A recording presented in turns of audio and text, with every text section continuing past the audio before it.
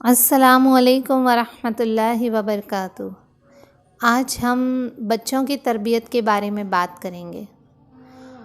والدین یعنی کہ ماں باپ کا ایک بہت بڑا گروپ جو یہ کہتا ہے کہ ہمارا بچہ دوستوں میں رہ کر بگڑ گیا ہے، باہر کے ماحول نے اسے بگاڑ دیا ہے۔ بچہ جھوٹ بولے تو دوستوں نے سکھایا، بدتمیزی کرے تو دوستوں نے سکھایا، بچہ گالی دے تو دوستوں نے سکھایا ہے۔ یقین مانیے زیادہ تر لوگوں کا یہی ماننا ہے اور زیادہ تر لوگوں کی یہی سوچ ہے، لیکن حقیقت تو یہ ہے کہ بچے کے بگڑنے کی وجہ ماں باپ کے اپنے فرض ہیں۔ شروع سے ہی بچے کی تربیت کو اہمیت دی جاتی ہے، اس کو فرض سمجھا جاتا ہے، بچے کی پرورش کو بہت اہمیت دی جاتی ہے۔ تو پھر یہ بچہ کبھی دوستوں میں جا کر خراب نہیں ہوتا بلکہ دوستوں کی اصلاح کا ذریعہ بنتا ہے۔ بچہ پیدا ہوتے ہی دوستوں میں نہیں جا بیٹھتا، پیدا ہوتے ہی اس کے دوست اسے لینے نہیں آ جاتے، پیدا ہوتے ہی آوارگی شروع نہیں کرتا، پیدا ہوتے ہی سگریٹ نہیں پکڑتا۔ شروع کے 10 سال تو زیادہ تر بچے ماں باپ سے اٹیچ ہوتے ہیں۔ بچہ جب پیدا ہوتا ہے تو اس کا دل دماغ بالکل کورے کاغذ کی طرح ہوتا ہے، جو دیکھے گا سنے گا وہ اس پر چھپتا چلا جاتا ہے۔ اب ہم نے اس کاغذ پر کچھ نہیں لکھا، زمانہ لکھتا چلا گیا۔ اگر ہم بچپن میں ہی اپنی تربیت اس کاغذ پر اتار دیتے تو زمانے کو برائیاں اتارنے کے لیے جگہ ہی نہ ملتی۔ جب ماں اور باپ نے اپنی تربیت شروع میں ہی بچے کے اندر اتار دی تو یہ بچہ خراب لوگوں سے مل کر خود کبھی خراب نہیں ہوگا بلکہ خراب لوگوں کے لیے اصلاح کا ذریعہ بنے گا۔ ہمارے معاشرے میں تربیت کے نام پر رسمی جملے دہرائے جاتے ہیں۔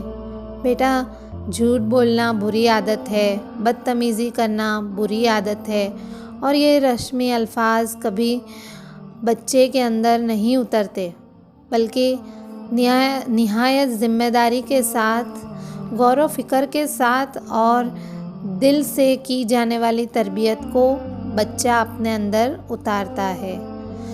ہم معاشرے کو لے کر ہر والدین اپنے بچے کو رٹے رٹائے سینٹنس سکھاتے ہیں، لیکن فائدہ کوئی نہیں، اور اس کی وجہ یہی ہے کہ تربیت کے لیے فکر مند نہیں، ہمیں انٹرسٹ ہی نہیں۔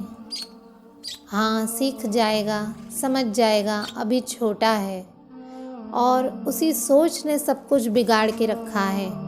ڈرامے اور فلمیں دیکھتے ہوئے مائیں بچوں کو دودھ پلا رہی ہیں، ایک ہاتھ میں بچے کا فیڈر ہے تو دوسرے ہاتھ میں موبائل ہے۔ ذرا سا بچہ رونے لگے تو ٹی وی کھول کر رکھ دیتے ہیں، موبائل ہاتھ میں دے دیتے ہیں، اسے کارٹون لگا دیں گے۔ کوئی سانگ سن کر بچہ ہاتھ پیر ہلانے لگے تو سارے گھر والے خوش ہوتے ہیں۔ اب وہ ماں اپنے بچے کی بہترین پرورش کیسے کر سکتی ہے؟ اس کی خود کی زندگی ڈرامے، فلمیں، گانے، شاپنگ، گھومنا گھمانا، موبائل، فیس بک تک ہی آ کر رک جاتی ہے۔ ایک نظر باپ کی ذمہ داریوں پر ڈالیں تو بس وہی رسمی معاملات کہ بچے کے خرچے پورے ہو رہے ہیں، بچے کی خواہش، اس کی ضرورت پوری ہو رہی ہے، پورا دن کام کر کے گھر آئے، کھانا کھایا، بچے کو ایک راؤنڈ لگوایا، پھر دوستوں کو وقت دیا، پھر گھر آ کر موبائل کو، اسی طرح دن، ہفتے، پھر سال گزر جاتے ہیں۔ اس بچے کی تربیت کا جو سب سے اہم وقت تھا وہ ماں باپ نے اپنی ہی مصروفیات، اپنی ہی مستیوں میں کھو دیا۔ بعد میں سر پکڑ کر بیٹھ گئے کہ اولاد نافرمان ہے۔ بدتمیز ہے، دوستوں نے بگاڑ دیا ہے، ماحول نے خراب کر دیا ہے۔ ارے بھائی، ماحول کے ساتھ تو وہ بعد میں جڑا ہے، دوستوں کے ساتھ بعد میں آیا ہے، اتنے سالوں سے تو وہ آپ ہی کے پاس تھا۔ ماں باپ دونوں کو مل کر ذمہ داری کے ساتھ بچے کی تربیت کرنی ہوگی، اپنے آپ کو کھپانا ہے۔ اولاد کی تربیت کے لیے ماں کی گود سب سے پہلی اور سب سے اہم کلاس ہے۔ ماں اسے سینے سے لگائیں، اسے رسول اللہ صلی اللہ علیہ وسلم کی پہچان کروائیں، اسے دنیا میں آنے کا مقصد بتائیں، اسے روز کے معاملات کی دعائیں سکھائیں، سچ سے محبت، سچ میں عزت، سچ کی خوبیاں اس کے دل میں اتاریں، گالی، غیبت، چغلی اور بری باتوں سے نفرت دلائیں، رشتہ داروں سے محبت اور حسن سلوک اس کے دل میں اتاریں۔ جب ماں کے اندر دین ہوگا، ماں کے اخلاق اچھے ہوں گے تو نسلوں کی نسلیں پروان چڑھیں گی۔ اسی طرح ماں باپ بھی روزانہ کچھ وقت بچے کے ساتھ گزاریں، روز کے معاملات کا پوچھیں، صحیح غلط کی پہچان سکھائیں، بڑوں کا ادب، بڑوں کی عزت سمجھائیں، غریبوں سے محبت، ضرورت مند کی ہیلپ کرنا سکھائیں، اس کے اندر شوق پیدا کریں، اس کے سامنے ٹی وی، موبائل، فلمیں، سیریل کا استعمال بالکل نہ کریں۔ اس بچے کے سامنے لڑائی جھگڑا، گالی گلوچ بالکل نہ کریں۔ بچے کے سامنے سب سے آپ جناب سے بات کریں۔ بچہ ذرا بڑا ہو تو نماز کے لیے اپنے ساتھ لے جائیں، لوگوں سے ملنا جھلنا سکھائیں، اسے پاس بیٹھا کر رسول اللہ صلی اللہ علیہ وسلم اور صحابہ اکرام کے واقعات سنائیں۔ ایسے ماحول سے نکل کر جب آپ کا شہزادہ باہر کی دنیا میں آتا ہے تو کبھی باہر کے لوگوں سے خراب ہو کر نہیں آئے گا، بلکہ ان کے لیے اصلاح کا، خیر کا ذریعہ بنے گا۔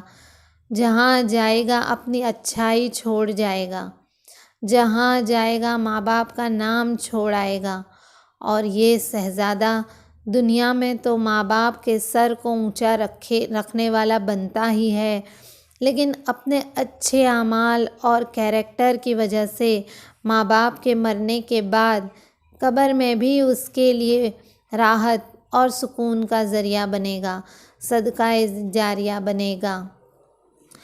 ہم سب کی نسلوں کو اللہ خیر کا ذریعہ بنائے، صدقہ جاریہ بنائے، آمین یا رب العالمین۔ السلام علیکم ورحمۃ اللہ وبرکاتہ۔ اللہ حافظ۔